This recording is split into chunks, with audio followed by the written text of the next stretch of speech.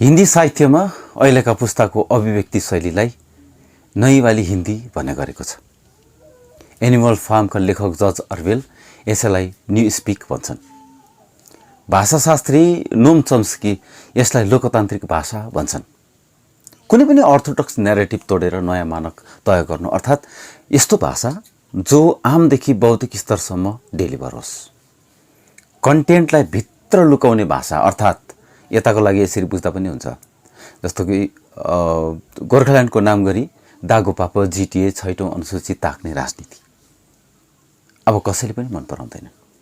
यसैले अब सोझो तर जनमैत्री भाषाको निर्माण गरेर कन्टेन्टलाई स्पष्ट रूपले सार्वजनिक गर्ने पद्धति सुरु भएको छ। चाहे त्यो साहित्यमा होस् अथवा व्यापार वाणिज्यमा होस् अथवा आइडियोलोजीको क्षेत्रमा होस् अथवा राजनीतिमा होस्। यसलाई कि अध्येताहरूले एस्थेटिक अफ पोस्टमोडर्निज्म अथवा उत्तर आधुनिकताको सौन्दर्य पनि भन्छन्। यो भनेको पुरानो मानक तोडेर नयाँ मानक खडा गर्नु नै हो, अर्थात् यो पनि एक हिसाबको सङ्क्रमणकालीन स्थिति हो। यो जोखिमको यात्रा त हो नै, यस्तो जोखिम जसलाई ठिकसित व्यवहारमा उतारेन भने करियर ध्वस्त पनि बन्न सक्छ। हुन त रिस्क नउठाए त केही पनि सम्भव छैन।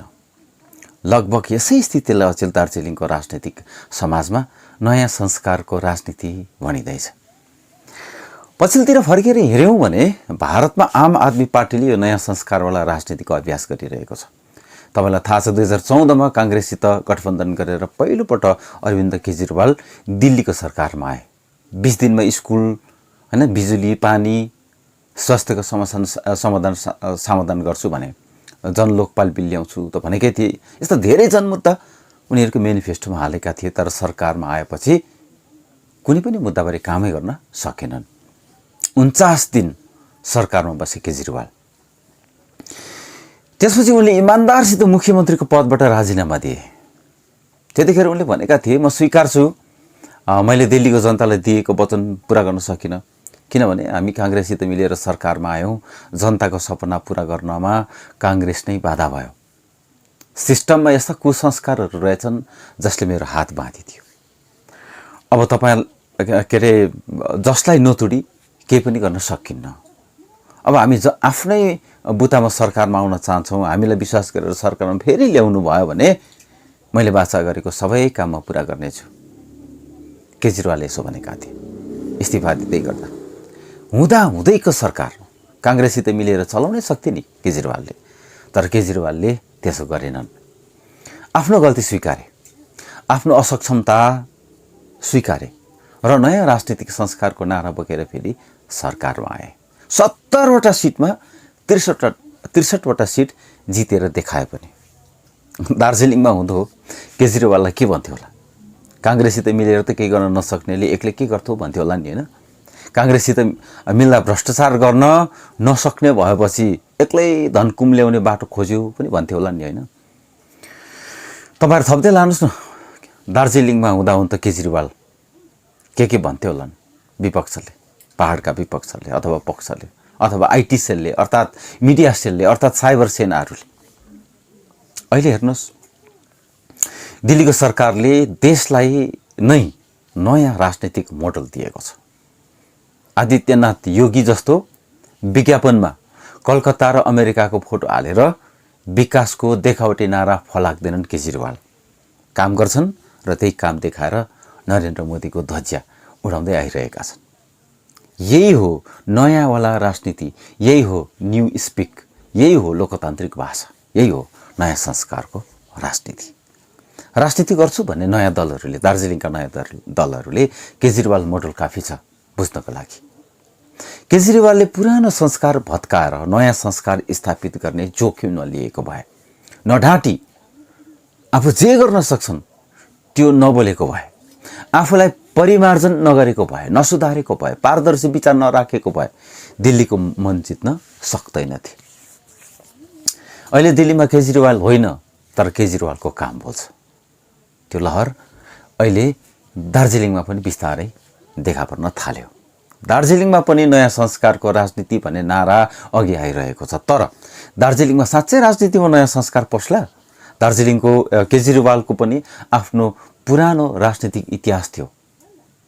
केजरीवालले पनि लछ्याप्रै भुल गरेका थिए। भुल गर्नेहरूलाई दिल्लीको जनताले मौका नदिनुपर्ने थियो, तर दियो। किनभने केजरीवालले दिल्लीको जनताको भाषामा नयाँ राजनीतिक संस्कारको वकालत गरे। के दार्जिलिङका नेताहरूले पनि जनताको भाषामा नयाँ राजनीतिक संस्कारको वकालत गर्लान्? त्यसलाई व्यावहारिकतामा उतार्लान्? यस्तो परिमार्जन ल्याउन सक्लान्? म आज यसैको सेरोफेरोमा आफ्नो विश्लेषण राख्नेछु। नमस्कार, म मनोज बोगटी, खबर म्यागजिनमा तपाईहरुलाई स्वागत गर्छु। विषयमा प्रवेश गर्न अघि फेरि पनि दोहोर्याउँछु, यसलाई कुनै पनि पार्टीको कार्यकर्ताको चस्माले होइन, गोर्खा र जनताभरि हेर्नुहोला, बुझ्नुहोला। र जसले पनि यो एपिसोड हेर्नुहुन्छ, यदि तपाईलाई मन परेमा हरेकले कमसे कम एकजना साथीलाई शेयर पनि गरिदिनु होला। पहाडमा राजनीति किन गरिन्छ? सुभाष घिसिङदेखि यता हेर्दै ल्याउनु भयो भने दुईवटा कारण देखिन्छ। पहिलो कारण, सारा गोर्खाहरूको राजनैतिक चिनारी स्पष्ट पार्न र यसको लागि छुट्टै राज्य गोर्खाल्यान्ड गठन गर्न। पहिलो प्राथमिकतामा छुट्टै राज्य गोर्खाल्यान्ड नै बस्ने हो। तर राज्य र केन्द्र सरकारले छुट्टै राज्य गठन गर्न अनुकूल परिस्थिति अनुकूल नरहेको भन्दै, अथवा नयाँ राज्य गठन गर्न अनुकूल परिस्थिति अनुकूल नभइन्जेलसम्म, अथवा छुट्टै राज्य नबनिन्जेलसम्म पहाडले कुनै व्यवस्था चलाउन् भनेर आन्दोलनकारी नेताहरूलाई कन्भिन्स गर्यो। दुर्भाग्यको कुरा, उनीहरू कन्भिन्स भए। तेलङ्गानाको लागि पनि लडिरहेका आन्दोलनकारीहरूलाई सरकारले 6वटा बलियो विकल्प दिएका थिए, तर उनीहरूले कुनै पनि विकल्प मानेनन्। उनीहरू राज्यको लागि नै डटी रहे। नदिनको लागि सरकारले अनेकौं विकल्पहरू अघि राख्छन्। त्यो सरकारको कूटनीति हो अथवा त्यो सरकारको रणनीति हो। त्यसको शिकार भयो, आन्दोलन सकियो। त्यसको शिकार भएन, आन्दोलन जारी रहन्छ। शिकार हुनेहरूसित अहिले तेलङ्गाना राज्य छ, शिकार नहुनेहरूसित अहिले तेलङ्गाना राज्य छ। शिकार हुने हामीसित के छ? हामीसित केही पनि छैन। जो थियो जिटिए, त्यो पनि सरकारी प्रशासकको हातमा छ। तेलङ्गाना एउटा उदाहरण मात्र हो, यस्ता धेरै उदाहरणहरू छ। त्यसबारे अलग्गै कुनै दिन बहस गरौँला। हाम्रा नेताहरू राज्य र केन्द्र दुवै सरकारको कूटनीतिको शिकार बनेकै हुन्। किन शिकार बने त? किनभने हाम्रा नेताहरूसित राज्य र केन्द्र सरकारको कूटनीतिसित लड्ने कुनै रणनीति नै थिएन, दूरगामी भिजन नै थिएन। उनीहरूले सरकारले दिएको प्रस्तावनाहरूलाई खारेज गरेको भए पहाडमा दागो पापर र जिटी जस्तो व्यवस्था बनिँदैन थियो। अनि पहाडको राजनीतिमा पहाडको विकास भन्ने एजेन्डाको जन्म नै हुँदैन थियो। वास्तवमा आन्दोलनले गरेको हानि यस्तै व्यवस्थाले पुर्ताल गर्न चाहन्थे हाम्रा नेताहरू। तर पैसा र चौकी हात र टुइकेमा परेपछि उनीहरू हिटलर बन्दै गए। सुटकेसमा पैसा बोकेर हिँड्ने भए, जमिन दखल गर्न थाले, होटल, मल्टिकम्प्लेक्स, ब्याङ्कमा करोडौं रुपियाँ थुपार्ने भए। पैसा सक्यो, गोर्खाल्यान्डको आन्दोलन गर्यो, पैसा दियो, फेरि व्यवस्थामा फर्कियो गर्ने भए। यसैले बिस्तारै पैसा नै राजनीति हो भन्ने न्यारेटिभ पहाडमा विकास भएर गयो। यसले यो न्यारेटिभलाई इस्टाब्लिस गर्यो। स्पष्ट छ, दागो पापर र जिटिए जस्ता व्यवस्थाहरूले पहाडमा राजनीति गर्ने दोस्रो कारण पनि जन्मायो। त्यो हो पहाडको विकास। अहिले पहाडमा राजनीति गर्ने यही दुईवटा कारण बनिएको छ। एउटा हो छुट्टै राज्य, अर्को हो पहाडको विकास। यी दुई एजेन्डा, आन्दोलन छुट्टै राज्यको गरेर व्यवस्था पहाडको लागि थापेकोले बनिएको एजेन्डाहरू, यसैले उत्पन्न गरेको राजनीतिक मनोविज्ञानले आजको स्थिति जन्माएको। अब त्यही पुरानो परिपाटी अर्थात् ढाँटछल गरेर सत्ताको लागि जाने राजनैतिक परम्परा हट्ने हो कि? तर अब जन्मिएका नयाँ दल र जन्मिनेवाला नयाँ दलहरूले सुभाष घिसिङ र विमल गुरुङहरूले जस्तो छुट्टै राज्यको लागि आन्दोलन गरी बस्न पर्दैन। किनभने यो मुद्दा केन्द्रमा सरकार रहेको दल भाजपाको मेनिफेस्टोमा छ। मैले दुईवटा एपिसोडमा यही कुराहरू तपाईलाई बारम्बार गरेँ। अबका दलहरूले यदि गर्नुपर्छ भने केन्द्र सरकारमा रहेको दल भाजपामाथि दबाव बनाउनु मात्र हो। यस हिसाबले भारतीय गोर्खा प्रजातान्त्रिक मोर्चासित दुईवटा एजेन्डा छ। पहिलो हो गोर्खाहरूको मुद्दामा लड्ने र दोस्रो हो पहाडको विकासको मुद्दामा लड्ने। गोर्खाको मुद्दामा लड्ने हो भने प्रजातान्त्रिक मोर्चासित एउटै स्पेस छ, त्यो हो भाजपालाई पिपिएस अर्थात् गोर्खाल्यान्ड राज्यको बिल ल्याउन केन्द्रमा दबाब बनाउनु। दबाब भनेको दुश्मनी होइन नि, फेरि दबाब बनाउनु पर्छ भनेको दुश्मनी गर्नुपर्छ भनेको होइन। यसअघि जसरी राज्यसित दुश्मनी गर्ने राजनीति चल्यो अथवा दुश्मनी गर्ने राजनीतिक परम्परा चल्यो, त्यसरी नै केन्द्रसित दुश्मनी गर्नु पर्दैन। यसको अलग मेकानिजम तयार गर्नु पर्यो। यसको सबैभन्दा ठुलो उपाय हो बहुमतहरूको एउटा फोरम बनाउने र केन्द्र सरकारसित संवादमा जाने। यसो गर्दा भाजपासित गठबन्धन गर्ने दलहरूले आफ्नो एजेन्डा थोप्न सक्दैनन् अथवा उनीहरूले सुटुक्कै सम्झौता गर्न सक्दैनन्।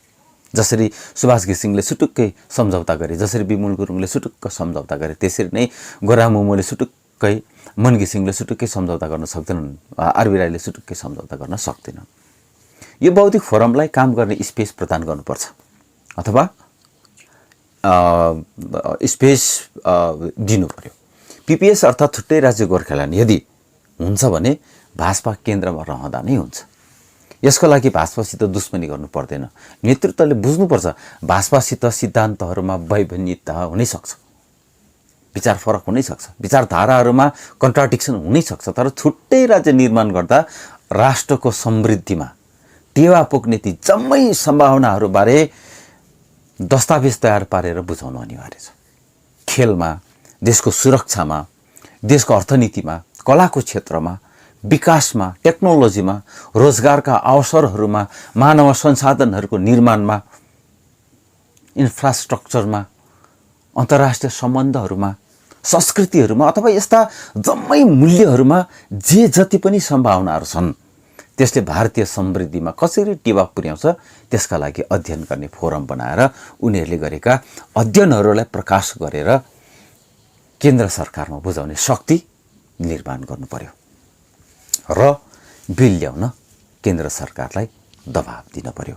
चाहे सांसद राजु विष्टलाई प्रयोग गरेर होस्, चाहे भाजपालाई प्रयोग गरेर होस्, इन्टेलेक्चुअल फोरमले गर्नुपर्ने काम यही हो। यो केवल प्रजातान्त्रिक मोर्चाले मात्र होइन, जो पनि गोर्खा र पहाड दुईटै एजेन्डामा काम गर्न चाहन्छन् कुनै पनि दल, उसले बोक्नुपर्ने उत्तरदायित्व यही हो।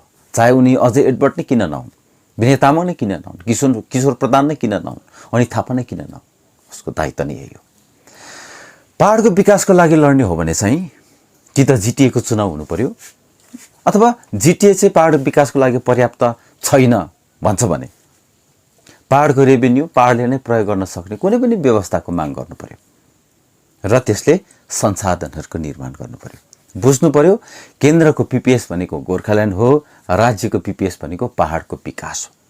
दुईटा पिपिएसको डेफिनेसन यसरी बुझ्यो भने मात्रै आगामी राजनीति सरल तरिकाले अघि बढ्न सक्छ। अनित थापातिर जाउँ। उनको राजनैतिक इतिहास दागहरूसितै निर्माण भएको छ। 2017मा रणनीति बनाएर अघि बढ्ने वैचारिकता निर्माण गर्नको साटो राज्य सरकारसित सम्झौता गरेकोले उनीमाथि सधैँ सन्देह बनिरहेकै छ अथवा विपक्षले सधैँ सन्देह गरिरहेकै छ। हुन त गोरामुले पनि सम्झौताको पहल नगरेका होइनन्, गरेकै हुन्, तर राज्य सरकारले पहाडको प्रभावकारी दल गोर्खा जनमुक्ति मोर्चालाई नै हो भनेर विश्वास गर्यो। यसै कारण गोर्खा जनमुक्ति मोर्चालाई राज्य सरकारले विश्वासमा लियो। यसो हुनुको पछिल्लो एउटा कारण छ, त्यो हो आन्दोलन गोर्खा जनमुक्ति मोर्चाले गरेको हो भनेर सरकारले बुझ्नु, जबकि वास्तविकता त्यस्तो थिएन। 2017को आन्दोलन जनआन्दोलन थियो, यो हाम्रो बुझाइ हो, तर सरकारको बुझाइमा चाहिँ आन्दोलन मोर्चाले गरेको नै भन्ने थियो। यसैले विनय तामाङ र अनित थापालाई जिटिए सुम्पियो। राज्य होस् वा केन्द्र, दुवै सरकारकै सुविधाको काम गर्छ। मेघालय र असम छुटिएपछि त्यहाँका आदिवासीहरूले 244A अनुसार असमभित्रै स्वायत्त राज्यको माग गरेका थिए, स्वायत्त राज्य हुनुपर्छ भनेर माग गरेका थिए। त्यसमा कार्बी अङ्गलङका आदिवासीहरू पनि थिए। भर्खरै त्यहाँ कार्बी अङ्गलङ सम्झौता भयो र त्यहाँका आदिवासीहरूले गरेको मागको साटो अर्कै विषयमा सम्झौता गरियो। यसैले सरकारको कूटनीतिसित लड्ने रणनीति बनाइएन भने फेल खाइन्छ। रणनीति हात नहुँदा पक्षसित लड्न नसक्ने र लड्न नसकेपछि त्यसको विचलनहरू निम्त्याउने सन्दर्भमा मैले हिजो नै भनिसकेको छु। जबसम्म पहाडमा कुनै पनि दलको एकछत्र वर्चस्व रहन्छ, कुनै पनि दलको एकछत्र वर्चस्व रहन्छ, तबसम्म राज्य सरकारले उसलाई प्रयोग गर्छ। पहाडमा जुन दलको एकछत्र वर्चस्व छ उसले पनि पहाडको सत्ताको लागि आफूलाई सरकारको हातमा प्रयोग हुन दिएकै हो। चाहे सुभाष केसिङ भन्नुहोस्, चाहे विमल गुरुङ भन्नुहोस्, चाहे अनित थापा अथवा विनय तामाङ। अब बुझ्नुपर्छ किन सरकारले प्रयोग गर्छ, तर आफूलाई कुन कसको लागि सरकारलाई प्रयोग हुन दिने, यसबारे दलहरूको स्पष्ट धारणा बनेन भने जनताले धोका पाउँछन्। अहिले पहाडबाट एक दलीय वर्चस्व पनि हटेर गयो। अहिले पहाडमा गणतान्त्रिक माहौल स्थापित छ। अहिले सबै बराबर छन्। विमल गुरुङसित पनि त्यति नै समर्थक छन् जति अनित थापासित छन्। विनयसित जति छन् गोरा मोहम्मदसित पनि उति नै छन्। क्रामाक्पासित जति छ एडवर्डसित पनि उत्तिकै छ। किशोर प्रधानसित जति छ गोर्खा लिगसित पनि उत्तिकै छ। सबैका आफ्नो आफ्नो पकेटका समर्थकहरू छँदैछन्, तर एउटा दलको वर्चस्व भने पहाडमा छैन। यसैले राज्य सरकारलाई थाहा छ कुनै पनि ठुलो शक्ति नबनेसम्म, कुनै पनि एउटा ठुलो शक्ति नबनेसम्म त्यसलाई पहाडको जिम्मेवारी दिनु आफ्नो खुट्टामा बन्चोरा हान्नु। सबै दलले आफैलाई शक्तिशाली बनाउने सङ्घर्ष यसै कारण पनि गरिरहेको छ। यो गणतान्त्रिक परिवेशमा जिटिएको चुनाव भयो भने सबैको हिस्सादारी पनि बन्छ। त्यसैले एकअर्कालाई चेक पनि गर्छ, चेक गर्न पनि सहज हुन्छ। कुनै एउटा दलको मनोबली हटेर जान्छ।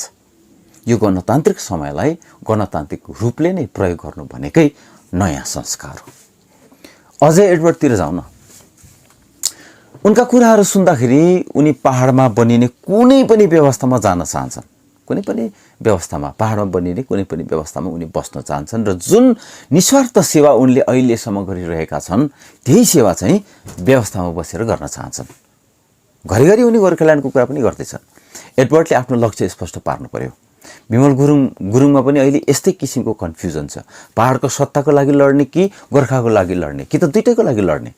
जबसम्म आफ्नो लक्ष्य स्पष्ट हुँदैन तबसम्म आफ्नो न्यारेटिभ स्थापित हुँदैन। लक्ष्य स्पष्ट छैन भने भाषण र व्यवहारमा आकाश पातालको फरक देखा पर्छ। किशोर प्रधानले अहिलेसम्म राजनीतिक एक्टिभिजम गरिरहेका छन्, पोलिटिकल एक्टिभिजम। जताजता असन्तुलन छ, जे अव्यवस्थित छ त्यतै उनले आवाज राखिरहेका छन्। कहिलेकाहीँ उनी छुट्टै राज्यलाई मात्र प्रमुखता पनि दिइरहेको, कहिलेकाहीँ पहाडका सबै मूल्यमा देखा परेको अन्तर्विरोधहरूलाई सम्बोधन गरिरहेको पनि देखिन्छन्। किशोर प्रधानले निर्णय गर्नु पर्यो त्यही एक्टिभिजम निरन्तर गर्ने हो कि पार्टी खोलेर आफ्नो भिजन र लक्ष्य तय गर्ने हो। किनभने एक्टिभिजम पनि आजको गणतान्त्रिक सौन्दर्यको एउटा ठुलो अङ्ग हो। यस्तो शक्ति पनि पहाडमा हुनु पर्यो जसद्वारा हरेक क्षेत्रका विचलनहरूलाई सम्बोधन गर्न सकियोस् अथवा सम्बोधन गरियोस् र विशृङ्खलतालाई सच्याउने शक्ति पनि बनोस्। त्यसै कारणले पोलिटिकल एक्टिभिजम पनि अनिवार्य छ। अरविन्द केजरीवालले पनि आफैलाई सम्पादन गरे, संशोधन गरे, आफूलाई परिमार्जन गरे। त्यसैले देशलाई नयाँ मोडलको राजनीतिक संस्कार दिए। अनित थापाले आफूलाई धेरै परिमार्जन गर्दै आइरहेको देखिएकै छ। गाली गलौज झुक्क्याउने, चलाउने, फुटाउने, मार्ने राजनीतिबाट माथि उठ्छु र पहाड र गोर्खाको निम्ति सोच्छु भन्ने आइडियोलोजी स्थापित गरिसकेकै छन्। हिजोसम्म गोर्खा जनमुक्ति मोर्चामा बसेर गर्न नसकेको काम अब प्रजातान्त्रिक मोर्चाले गर्नु पर्यो। हिजोसम्म बोलीमा नयाँ संस्कारको कुरा आयो, अब उपरान्त त्यो पार्टीको संरचनामा, नेतृत्वको व्यवहारमा, काम गर्ने शैलीमा, पार्टीको संविधानमा त्यो झल्किनु पर्यो। अझै एडवर्ड युथहरूको आइकन त बनेकै छ। उनले पनि पारम्परिक राजनीति तोड्ने र समय सापेक्ष राजनीति गर्ने मोडलको कुरै गरिरहेका छन्। तर जबसम्म उनको पार्टीको संविधानमा आफ्नो आइडियोलोजीलाई प्रतिबद्धता प्रदान गर्दैन तबसम्म केही भनिहाल्न सक्ने स्थिति भने छैन। तर अझै एडवर्डले जनतामा भरोसा जगाएकै छन्। त्यो भरोसालाई विश्वास र यथार्थमा परिणत गर्ने मेकानिजम तयार गर्नु पर्यो। जबसम्म नयाँ दलहरूको संविधान र साङ्गठनिक संरचनामा नयाँ संस्कार देखा पर्दैन तबसम्म सबै नयाँ दल सन्देहको घेरामा बस्नु स्वाभाविक पनि हो। पुरानो दलको तुलनामा नयाँ दललाई सहज छ उनीहरूसित असफलताका इतिहासहरू छन्। नयाँ दललाई सहज छ किनभने उनीहरूसित असफलताका इतिहासहरू छन्। योभन्दा अघिका दलहरूले गरेको असफलताका इतिहासहरू छन्। ती इतिहासका भुलचुक केलाएर अघि बढ्ने स्पेस पनि उनीहरूलाई छ। पार्टीको संरचना, भिजन डकुमेन्ट, संविधान, नेतृत्व र कार्यकर्तामा त्यसको झलक नदेखिएसम्म केही भन्नै सकिन्न। तर अहिलेसम्म अनित थापा, अजय एडवर्ड अनि किशोर प्रधानहरूको वैचारिकता र पारदर्शी विचारधाराले सबैलाई प्रभाव भने पारिरहेकै छ। सबैमा नयाँ आशा भने जागेकै छ। राज्य सरकार पहाडको कुनै पनि दलको दुश्मन होइन, न त केन्द्र सरकार नै यी दलहरूको दुश्मन हो। तर जब दलहरूमा आफ्नो स्वार्थ हावी हुन्छ, दलहरूको आफ्नो आफ्नै स्वार्थ हुन्छन्, जब दलहरूमा आफ्नो स्वार्थ हावी हुन्छ, यी दुईमा एकलाई दुश्मन बनाउने परिस्थिति पनि निर्माण भएको इतिहास हामीसित छ। यसलाई तोड्न कूटनैतिक सम्बन्ध स्थापित गरेर अघि बढ्ने मेकानिजम स्थापित गरिएन भने नयाँ दलहरू पनि कि त राज्य सरकारको कि त केन्द्र सरकारको कूटनीतिको शिकार हुने सम्भावना बढ्छ। त्यसैले नयाँ दलहरूको संविधान सार्वजनिक नभइन्जेल उनीहरूमाथि धारणा बनाइहाल्नु मूर्खता हुन्छ। तर पुरानो होस् कि नयाँ होस्, बुझ्नुपर्छ सरकार जाल थापेर बसिरहेकै छ। त्यहाँबाट बाँच्ने रणनीति कसरी बनाउने? भाजपा र तृणमूलको बङ्गाल विभाजनको खिचातानीमा परेको मुद्दालाई सही ट्र्याकमा ल्याउन कस्तो मेकानिजम तयार गर्ने, यसबारे सोच्नु अनिवार्य छ। भोलिको एपिसोड अर्थात् यही एपिसोडको भाग 4 मा म गोर्खा राजनीतिमा रणनीतिकारको आवश्यकता बारे कुरा गर्नेछु। आरएसएस जस्तो गोर्खा राष्ट्रवादी संस्थाको परिकल्पना गर्न सकिन्छ कि त्यसबारे पनि कुरा गर्नेछु। छुट्टै राज्य गोर्खाल्यान्डको सवालमा तृणमूल र भाजपा बीच बङ्गाल विभाजनको कस्तो राजनीति छ त्यसबारे पनि कुरा गर्नेछु। भाजपा र तृणमूल बीचको लडाइँलाई इन्क्यास गर्ने मेकानिजम तयार पार्न सकिन्छ कि सकिँदैन होला त्यसबारे पनि कुरा गर्नेछु।